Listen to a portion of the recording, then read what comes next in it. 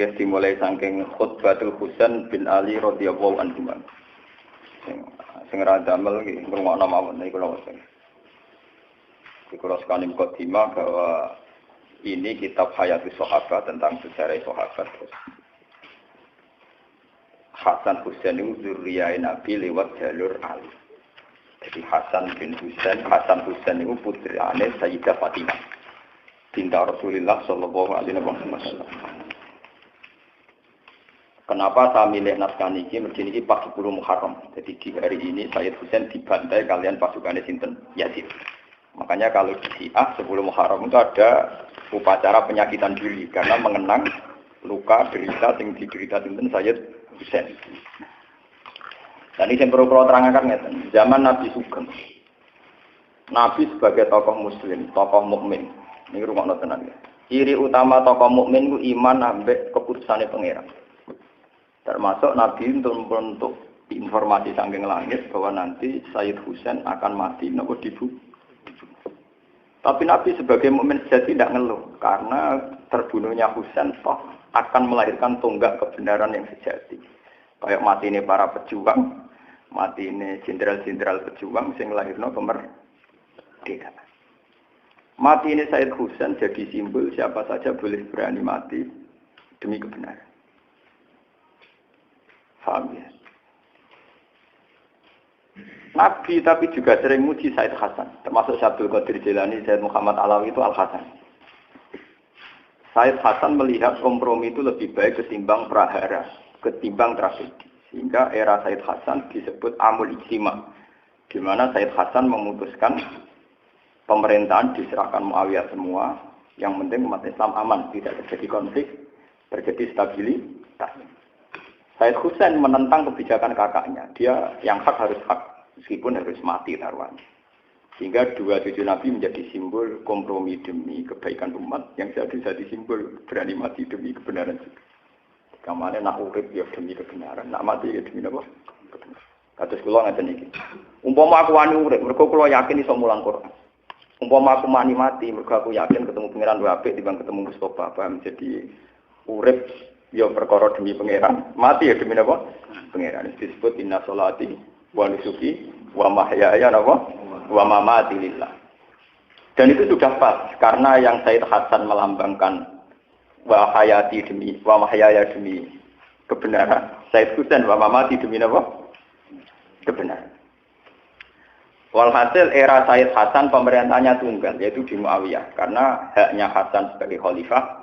Hasan kan bin Ali, harusnya kan jadi khalifah menggantikan sinten Ali, tapi haknya itu dikasihkan sinten Muawiyah. Haknya Husain diambil oleh Husain. Anaknya Muawiyah Yazid tidak terima, akhirnya Husain dibantai. Nah ini lewat ngaji ini sampean ngerti kenapa Said Husain milih itu, milih metode itu, milih pilihan itu. Kenapa Said Hasan milih amul napa istimewa. Nah, ini mungkin kalau terangkan, yang jelas dengan referensi sanad mutasil sampai Sayyid Husain. Kalau piyambak perasaan kalau nganti saat ini gimana? Sebab itu Nabi ngajari tentang hidup dan mati. Allahumma ahyini maka natil hayat khairan li, wa tawafani maka natil wafat khairan li. Ya Allah, saya hidupkan kalau hidup itu lebih baik bagi saya. Dan saya matikan kalau mati itu lebih baik bagi saya. Ora oleh wong nentokno nganggo ikhtiare dhewe ora oleh. Ya Kanjeng Nabi pinter, nak darani urip gampang. Dadi Kanjeng Nabi nak ndonga ngoten. Ya Allah, hidupkan saya selagi hidup masih baik bagi saya dan matikan selagi mati lebih baik bagi saya. Kenapa Nabi cara berdoa begitu? Ya kadang dalam banyak hal memang hidup itu lebih baik. Kadang dalam banyak hal ya mati itu lebih baik. Makanya sebagian donga luweh diplomatis, luweh napa. Bisa diterima secara optimistik tapi tidak mengurangi tawakal. Ini pun Nabi nanti mari donga malih. Allahumma ij'alil hayata ziyadatan li fi kulli khairin. Eling-eling. Allahumma ij'alil hayata ziyadatan li fi kulli khairin wal mauta rahatan li min kulli syarrin. Wal mauta rahatan li min kulli syarrin. Ya Allah, jadikan hidup saya itu sebagai bekal menambah kebaikan. Kalau saya mati, anggap saja akhir dari segala kejelekan. Mulane kula bolak-balik matur, Nak ana mayit dilepas mesti apik. Mbok bajingane penjahat mesti apik. Kok penjahat apik nang mati, berarti rohatan di mingkuli syarri. Berarti itu terakhir kejahatan. Mulane kira ora protes. Sauri-uri zina maling kok saiki dilem apik, tetep apik matine. Menang bar kejahatan. Paham? Iku Nabi dhisik ngajarkan memang begitu. Hidup dianggap potensi ziyadatan fikul khairin apik, mati dianggap rohatan mingkuli syarri. Akhir dari segala kejelekan. Akhirnya apa yang terjadi? Wong ambek Allah khusnudon tok. Jadi kok Mustafa iki paling urip ya. Gusti kula isih urip berarti iso ngamal apik. Engko nek ape mati tok. Gusti, mati kula kiai kadang salah. Lah mati kula anggap mawon ngakhiri kesalahan niku, paham? Paham. Dadi ora usah ngeluh, nek mati ora usah napa? Kan ya nek mati ya Allah kula urip kangge sae sakniki mati. Anggap mawon potensi kejahatan kula berakhir di sini. Di sini wal mauta rohatan li min kulli syarrin, dan kematian adalah akhir dari segala keburukan. Ya sudah. Misalnya kita jadi bapak, anak urip sukses rumah tangga. Lah anak mati, anak nol luwih apik kanggo anak. Itu udah kurang. Mengenai itu kan orang itu harus ono rasionalis tapi tetap tauhid. Lah Said Hasan Husain itu melambangkan itu semua. Hasan milih kompromi demi kestabilan umat Islam. Husain milih mati demi tegaknya apa? Kebenaran. Ini mungkin kalau waca terakhir pidato Said Husain ketika beliau memutuskan revolusi melawan Yazid. Ya, jadi ini kalau waca teks pidato Said Husain ketika beliau revolusi mutusno melawan sinten? Yazid. Padahal itu taruhannya nyawa, taruhannya apa? Nyawa. Ya, taruhannya nyawa. Mungkin kalau waca teks pidato Said Hasan, kenapa dia kompromi dengan kebatilan? Yazid Muawiyah itu kan memerintah secara batil karena ilegal lewat revolusi ngudita Sayyidina Ali.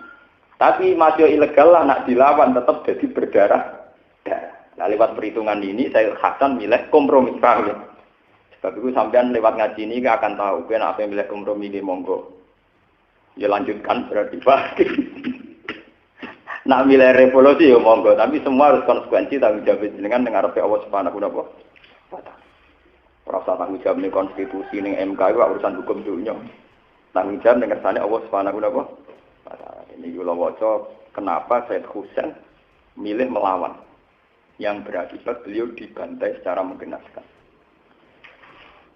Nah, Said Hasan milih kompromi karena takut berdarah-darah bagi umat Islam. Karena kalau Hasan itu ngelawan artinya kubu Hasan yang ribuan di belakang Hasan, kubu Muawiyah yang ribuan di belakang Muawiyah. Jadi kalau era Hasan itu menangi Muawiyah, Pak. Kuat ya, menangi sinten? Muawiyah. Era Husain pun era sinten ya? Yazid. Jadi gampangannya setelah Rasulullah itu mimpin Abu Bakar. Mimpin sedelok ya berakhir tragis. Umar mimpin sukses, mati ini ya tragis dibunuh. Utsman fokus menghormat Quran, akhirnya gak ngurusi pemerintahan, mati ini dibunuh. Ali mati ini dibunuh.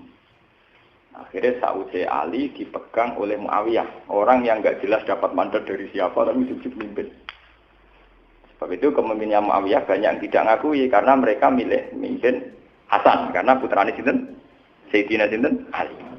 Hasan ngerti gelagat Muawiyah tidak mau kalah nantang perang, cukup pek-pekan. Apa? Pek. Cara Gus Dur ora dadi presiden ra paten. Penting ora ana pasukan berani mati, ora berani hidup iku penting ora hidup, paham. Terus ketika Muawiyah ganti teng Yazid itu anak sinten? Muawiyah. Husain melawan, nggih sinten apa? Husain. Ben sampean ngerti bahwa cara melawan mereka itu demi kebenaran, bukan kayak kita demi kekuasaan. Lewat pidato ini nanti sampean ngerti betapa Hasan milih damai ya demi Allah. Husain milih mati juga demi Allah. Orang mati nekat, paham ya? Sing damai ya ora krana golek gelimangin apa harta. Niki pentingnya ilmu. Jadi lewat sanad sing mutasil, problem-problem sing dihadapi para sinten sahabat. Kula waca iki pidatone Said Hasan, Said Husain riyen. Bismillahirrahmanirrahim.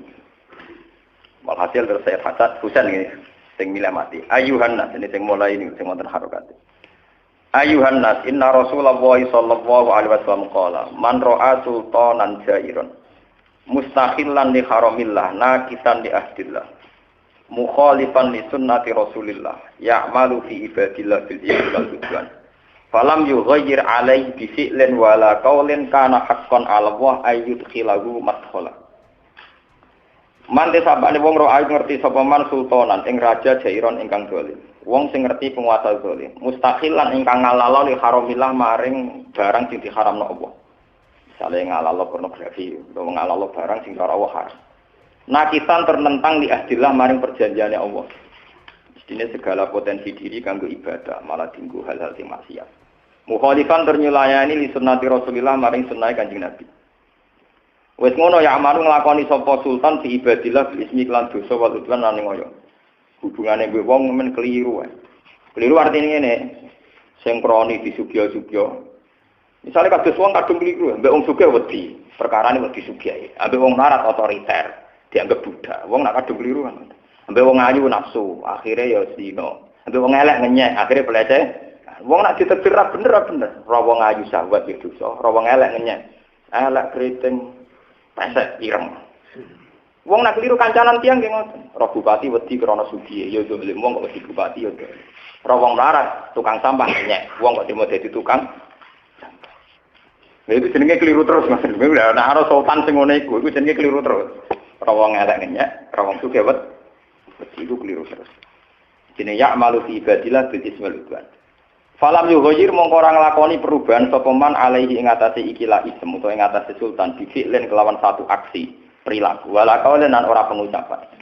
Karena mongko ana ala wa haqqan. Apa mesti nglakoni ayat khilahu matqalahu, mesti dilebokno neraka. Sebab itu Said Husain berpendirian kalau ada sultan yang zalim kita harus nglawan. Cek nglawane liwat fi'lu, cek kaulu, cek engko senajan to berakhir kematian. Mergo nak orang nglakoni perubahan sok ben mesti mlebu neraka. Nah, jadi yang penting menunjukkan bahwa kita melakukan perubahan. Ini kuman ro'amin kemungkaran fal yuhiru napa biyadihi fa ilam yastati fa bilisanihi fa ilam yastati fa biqal. Harus tetap melakukan perubahan. Jangan sampai kita mendiamkan kemungkaran. Meskipun hanya lewat qaul, tentu dalam konstitusi modern kayak kita berbangsa sekarang, minimal lewat qaul. Minimal lewat apa? Liwat kaul itu penting, senajan to kowe ora usah revolusi liwat fi'lu, liwat perilaku akhwat. Misalnya ngeten, kita akan selalu mengatakan nak payudara wanita itu aurat. Kita akan selalu mengatakan nak paha perempuan itu apa? Aurat. Terus kita meyakini bahwa secara hukum demikian. Terus kita akan ngomong gitu terus. Meskipun kita tidak bisa bikin undang-undang tentang bahwa pornografi dilarang oleh negara. Kita tidak bisa bikin undang-undang kalau pornografi harus dilarang oleh negara. Tidak harus begitu, tapi kita ngomong terus. Kalau itu haram, kalau itu haram. Pentingnya apa? Jangan sampai hukum Islam itu kemudian diyakini mentoleransi hal-hal yang kayak begitu. Haram loh ya, memperlihatkan payudara bahwa itu haram. Tapi bahwa Islam itu kafah, Islam itu sempurna, komplit, ya kita harus begitu. Misalnya saya sering ditanya, Gus piye hukume wong wedok kota-kota katokan cekak nggawa rukah mara masjid. Mbok hukume wong fasik wong ape mara masjid jamaah. Mbok hukume wong saleh wong oleh maca blok. Tak jawab ngene aku takon. Lah iya pentingnya Islam sempurna yaiku pangeran sing iso ngitung dhewe kok bingung. Soal urusan aurat dia salah karena tidak Islam. Soal berjalan ke masjid dia benar karena menuju apa? Masjid. Kowe ra iso mukul rata karena dia maksiat terus kok hukum iku wong fasik. Karena dia ke masjid kok hukum wong saleh. Wong dia melanggar napa Mulane dari Ibnu Abbas, Ibnu Abbas itu wong paling alim tafsir, ini sahabat Kanjeng Nabi. Pada akhirnya ayat yang kita pakai ila yaumil qiyamah, fa may ya'mal mithqala dzarratin khairan yarah, wa may ya'mal mithqala dzarratin syarran yarah. Pada akhirnya kita ini hanya punya ayat itu. Maksudnya itu ya ana hitungane dhewe-dhewe. Napa ana hitungane? Dhewe. Nah sekarang fenomenanya di zaman akhir kan begitu. Malaikat zaman akhir umpama manusia itu bingung, untung malaikat ora perlu bingung, ora manusia. Artis-artis yang kelar umroh itu baru kayak pornografi. Baru kayak nari pornografi duwe akeh kelar umroh. Lah buktine apa? Hadroh atau samroh kiai-kiai iku ora kelar umroh. Mergo pas nari nganggo bacaan Islam, paling banter untuk mangan. Sing blontor cepet entuk dhuwit cepet iso paham.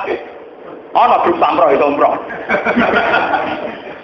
Mergo ora porno. Ora ana apa porno. Sing pornografi cepet entuk dhuwit akeh cepet. Lah misale malaikat kon nulis, umpama malaikat iso mikir. Piye oleh nulis? Umroh ya apik, duwike kok pornografi. Berarti umroh barokah pornografi. Untung malaikat rapal mikir. Nah, akhirnya ditulis sama amal sekolah garatin khairai. Mulane goblok-gobloke wong Islam nek melarat kepen umroh iku goblok-gobloke wong Islam. Wis melarat kepen haji ya goblok-gobloke wong Islam. Harusnya kalau kita sudah pakaian aurat sesuai muslim. Misalnya sebagai muslimah dia tutupi aurat. Kudu syukur mbek pangeran karena sekarang juga detik ini juga dia nglakoni perintah Allah yaiku nutupi. Dia ora usah ngeluh nek ditakdir ra iso haji ra iso umroh. Mergo nutupi aurat itu bagian urgen, bagian penting dari syariat itu. Kudune dekne bangga syukur ra usah ngeluh. Iku arti wong fasik-fasik diparingi umroh, kok aku wong saleh ra diparingi. Goblok nang ngeluh ngono napa? Dia harus syukur. Lah kok kepengin barang lha opo? Dengan statusnya dia sekarang yang miskin dari awal cara Islam ora tau wajib. Wong barang ra wajib kanggo dekne kok dikepingi. Paham ya? Dengan status duit yang kotak mau 5.000, berat setengah kilo, kuwi ora tau wajib dene. Ora perlu kepengen, paham napa? Ibadah ini cukup sabar sampai nutupi aurat itu diterusno. Ora kok malah kepengen nutupi aurat, akhirnya saiki aksi porno. Akhirnya tongko jenenge Islam jadi jeneng ra Islam. Kadang lho artis-artis jeneng asline wong Islam kabeh. Paham ya? Tapi kalau jeneng Islam perilaku Islam ra juga terus akhirnya jenenge jelas tapi lakune napa? Jelas. Ben tetep ketok Islam kadang umroh. Ya, ngono kuwi ora usah mikir, iku hukume piye. Piye? Lah kowe ora pangeran ada mikir hukume. Ben ngono. Ben pangeran lho sing ngukumi, kira sampe melok. Wong kanca kula nak cerita, kanca kula kan kata sing kerja teng Mekah. Artis-artis Gus nak umroh jeneng wis. Oke kok ora. Mari donga kula. Lagi dibayar piro? Wae terus. Nak nangis suwi bayar kula tambah. Cangkem. Jadi ini tukang mandu artis-artis. Kenal dia artis nasional. Ini tak omongi kan jagulan. Gue kurang ajar temen-temen. Lalu kayak mau wani marai dongo carane tawaf piye saiki ngono ya. Kayak wani marai carane nutupi aurat agak wani. Mboten wani lha iku ora termasuk marro amin kemungkaran apa? Salih. Cara aku kiai ini tak omongi, ora usah dongo tawaf, ora wajib. Sing wajib ning Islam nutupi aurat. Kudu ngam tawaf keliru ora apa-apa. Paham? Ya, tapi ya terapayu, paham? Nah, keyakinan Said Husain, kebenaran harus diomongkan terus. Siapa melihat kezaliman dan tidak ngambil langkah, entah itu fi'lu, entah qaul, itu mesti mlebu neraka. Itu keyakinan Said Husain. Sehingga dia bertekad melawan pemerintahan sinten ya. Sampai akhir dibunuh. Ini ngaji tentang Said sinten.